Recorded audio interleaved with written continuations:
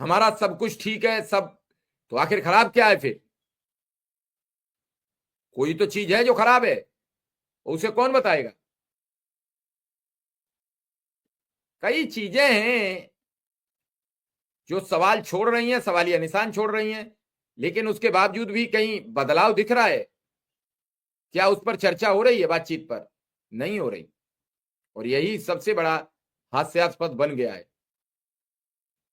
क्या किया जाए इसके लिए, क्या बात की जाए? सुनिए क्या कहा बेसिक शिक्षा मंत्री ने।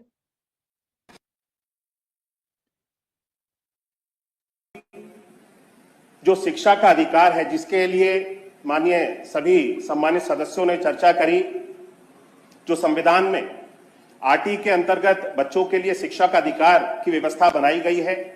हम किसी भी बच्चे की शिक्षा के अधिकार को हम छीनना नहीं चाहते हैं। किसी भी तरह की इस तरह की कोई मंशा मर्जर को लेकर के विद्यालयों को पेयरिंग करने की सरकार की नहीं थी कि हमें विद्यालयों की संख्या को समाप्त करना है या बच्चों की पहुंच से शिक्षा को दूर करना है।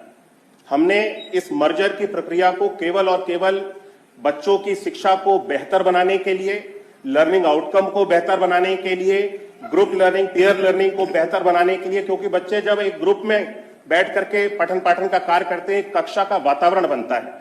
किसी विद्यालय में 15 बच्चे नामांकित हैं, किसी विद्यालय में 20 बच्चे नामांकित हैं, और अगर विद्यालय 1 किलोमीटर की अवधि के अंदर कई विद्यालय बने हुए हैं। कई जगहों पे ऐसा है कि 1 किलोमीटर की अवधि में 2-2, 3-3 विद्यालय बने हुए हैं, और अलग अलग विद्यालयों में किसी में 10 बच्चे हैं, किसी में 15 हैं, किसी में 25 हैं, किसी में 50 हैं। इस तरह के वहां पे छात्रों का नामांकन है और अलग अलग विद्यालय चल रहे हैं और अलग अलग वहां पे शिक्षकों को भी नियुक्त किया हुआ है।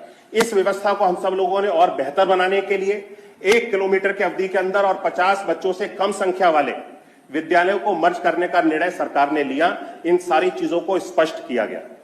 इसका फलस्वरूप यह होगा कि एक ही विद्यालय में जब अधिक बच्चे होंगे, अधिक शिक्षक होंगे, तो पठन पाठन का कार्य बेहतर होगा।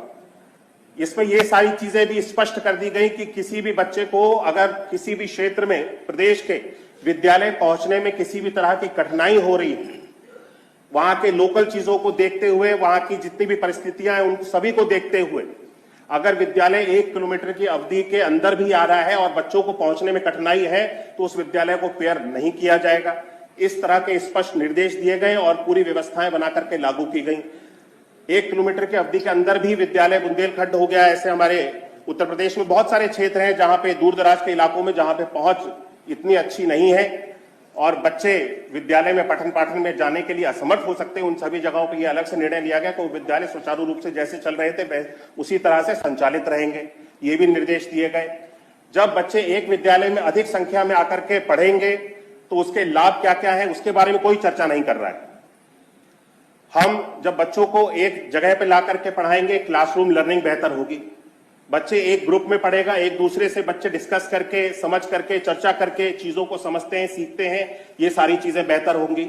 शिक्षक की उपलब्धता उस विद्यालय में, जब 3 विद्यालय 1 किलोमीटर में चल रहे हैं, कहीं पे 2 शिक्षक है, कहीं पे 4 है, कहीं पे 3 है, अगर हम उनको मर्ज कर देंगे तो एक ही विद्यालय में 10 शिक्षक हो जाएंगे।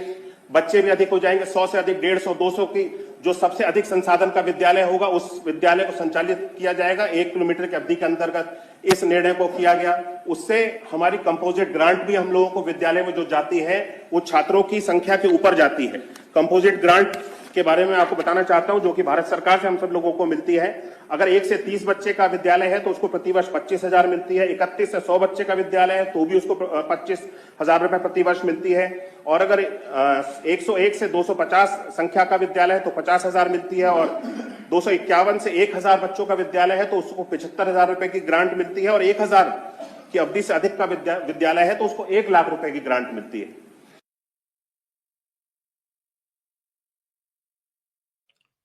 आपने मंत्री जी को सुना। मंत्री जी अभी ग्रांट में उलझे हुए हैं, जहां लोगों की जानें जा रही हैं। कोई भी दिन बाकी नहीं जाता जब शिक्षा मित्र की मौत न हो जाती हो।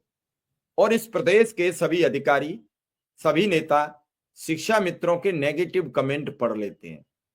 उन मौतों को कोई नहीं पढ़ता जो प्रत्येक शिक्षा मित्र बड़ी तादाद में ट्विटर से लेके फेसबुक से लेके व्हाट्सएप ग्रुप्स में सब में शेयर करता है, तस्वीर शेयर करता है, उस परिवार की स्थितियां शेयर करता है, लेकिन उस पर किसी की निगाह नहीं जाती। कौन सा चश्मा लगा है? लेकिन शिक्षा मित्र की अगर कमी अगर कहीं अखबार में आ जाए तो आज ही कार्रवाई होना शुरू हो जाएगी और उसे आज ही सूली पर चढ़ाने का ऐलान कर दिया जाएगा, फांसी की सजा दे दी जाएगी, उसके मौत के फरमान पर दस्तखत अभी कर दिए जाएंगे। वो अनुदेशक हो चाहे शिक्षा मित्र, उसका वेतन रोक दिया जाएगा, उसकी एब्सेंट लगा दी जाएगी, लेकिन उसके मरने की खबर पर इनके कान पर जू नहीं रेंगती, नहीं पता लगता है कि वो मर गया होगा। कोई शिक्षा मित्र मौत से जो मर गया, बीमारी से मर गया, हार्ट अटैक से मर गया, कैसे मर गया, वो आदमी थोड़ा ही था। कभी कभी घिन आती है इस सब प्रोग्राम से, इन सब की जो बातें सुनते हैं उनसे चिढ़ होती है, कुढ़न होती है। हम बदलते भारत की तस्वीर लेकर आए थे, हम मेक इन इंडिया का फरमान लेके आए थे, हम नए भारत की तस्वीर लेकर प्रस्तुत हुए थे। क्या इसी भारत की तस्वीर प्रस्तुत लेकर हुए थे जहां शराब की ठेका ज्यादा हो जाएंगे, शराब की दुकानें खोली जाएंगी, स्कूल बंद किए जाएंगे?